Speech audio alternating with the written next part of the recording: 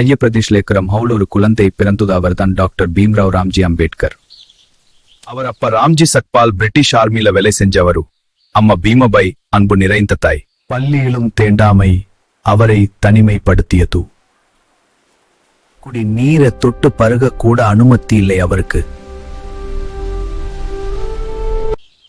ஒரு நாள் நான் ஒரு புத்தகம் எழுதுவேன், அதுல அனைவரும் சமம்னு எழுதுவேன். சின்ன வயசுலேயே அவர் அவரது தாயை இழந்தார். இந்த சோகம் அவரை உடைக்கவில்லை, அவரை உருவாக்கியது. படிப்பில் மற்றவர்களை விட அவர் சிறந்த மாணவனாக திகழ்ந்தார். தடைகளை தகர்த்தெறிந்தார்.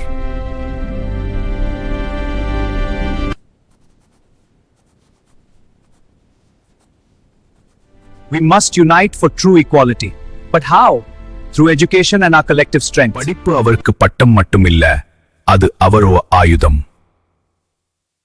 கல்வி மற்றும் அறிவு மட்டுமே அடிமை நிலையிலிருந்து விடுதலை அளிக்கும் சக்தி. கல்வி என்பது மனிதனை விடுதலை செய்யும் மிக பெரிய ஆயுதம்.